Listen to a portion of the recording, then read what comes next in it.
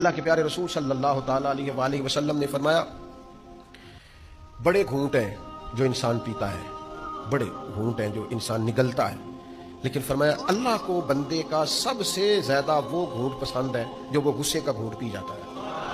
اللہ کو بڑا پسند ہے وہ ضبط کر جائے۔ یہ سب سے افضل گھونٹ ہے کہ تجھے شدید غصہ آیا ہے لیکن تو اس کو پی جائے، اور بلا وجہ غیظ و غضب کرنا، ہر بات پہ غصہ ہونا، ہر بات پہ لڑائی کرنا، ہر بات پہ شدت دکھانا، ہر وقت الجھے رہنا، ہر وقت ناراض ہو جانا، ہر بات پہ جناب اپنے آپ سے باہر ہو جانا، یہ انداز درست نہیں ہوتا، یہ طریقہ کار غیر مناسب ہوتا ہے۔ نبی پاک صلی اللہ تعالیٰ علیہ وسلم نے فرمایا بلا وجہ کا غیظ و غضب ایمان کو اس طرح خراب کر دیتا ہے جس طرح ایلوا شہد کو نہیں خراب کر دیتا، اس کو کڑوا نہیں کر دیتا، اس طرح بلا وجہ کا غصہ ایمان کو خراب کر دیتا ہے۔ ہر وقت کا جاہ و جلال ٹھیک نہیں، ہر وقت کی ناراضگی ٹھیک ہے۔ کچھ لوگ ناراض رہتے ہیں، اور اگر آپ ناراض نہ ہو تو چونکہ ہم رہتے ہیں ناراض لوگوں کے درمیان، لہذا ہم نے بھی ناراض رہنا شروع کر دیا۔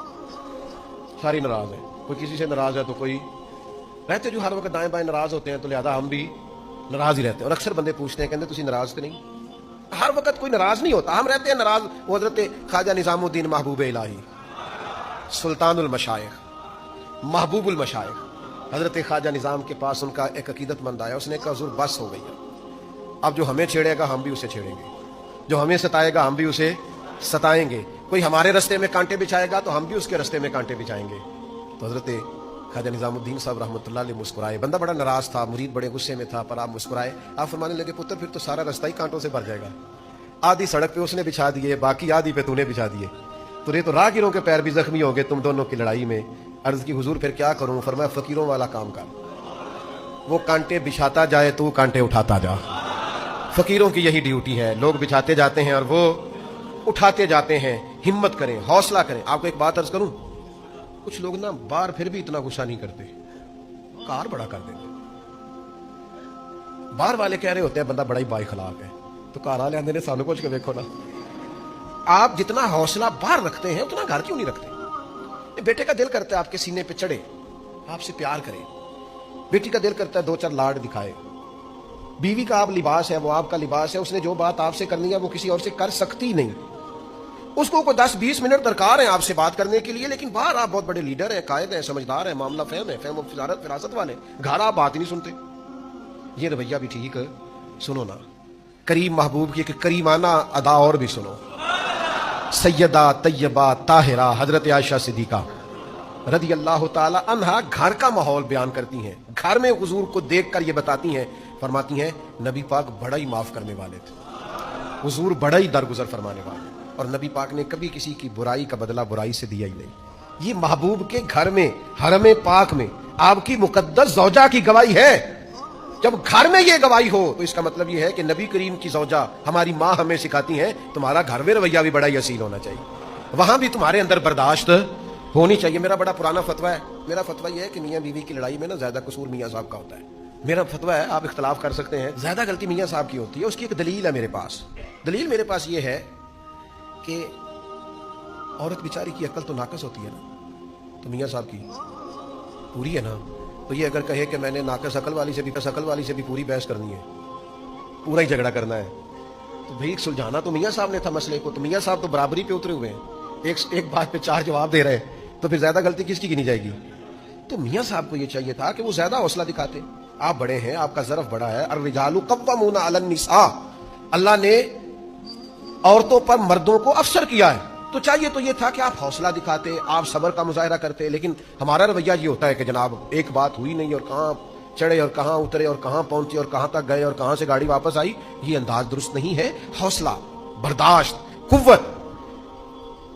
میں چھوٹا سا آدمی ہوں لیکن مجھے ہزاروں لوگوں کے ساتھ وقت گزارنے کا موقع ملا ہے زندگی میں۔ جو آدمی ممبر پہ بیٹھتا ہے نا، ہمارے اساتذہ فرمایا کرتے تھے کہ اگر تم نے اونچی جگہ پہ بیٹھنا ہے تو پھر بہت سارے سوالوں کے جواب دینے کے لیے بھی تیار رہنا۔ جہاں تو آپ بڑے ہونے کا دعویٰ نہ کریں، اگر ہیں تو پھر سوال تو اٹھے گا۔ جب آپ اونچی جگہ پہ بیٹھے ہیں، آپ تو سب کو دیکھ رہے ہیں، تو سب بھی تو آپ کو دیکھ رہے ہیں، تو آپ کو تو بڑی چیزوں کو برداشت کرنا پڑے گا۔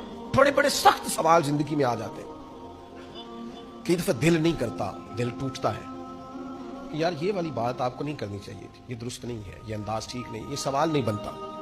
کسی کو اپنے گناہ کا حساب کیا دیتے، سوال سارے غلط تھے، جواب کیا دیتے، کچھ لوگ ایسے ہوتے ہیں جو مطلب اس جگہ پہ بندے کو لا کے کھڑا کر دیتے ہیں جہاں کٹہرا سا بن جاتا ہے اور اس آدمی کا حق بھی نہیں ہوتا کہ وہ یہ سوال کرے، لیکن آپ کا منصب ایسا ہے کہ آپ کو برداشت کرنا ہے. آپ ہیں ایسی جگہ پہ جہاں آپ کو اس چیز کو قبول کرنا ہے. آپ کو سمجھنا ہے کہ یار اب میں فائز ایسی جگہ پہ ہوں، اس نے کہہ لیا ہے تو میں کیا کروں. تو میں آپ کی خدمت میں عرض کروں گا کہ کئی دفعہ سخت ترین معاملہ ہو جاتا ہے.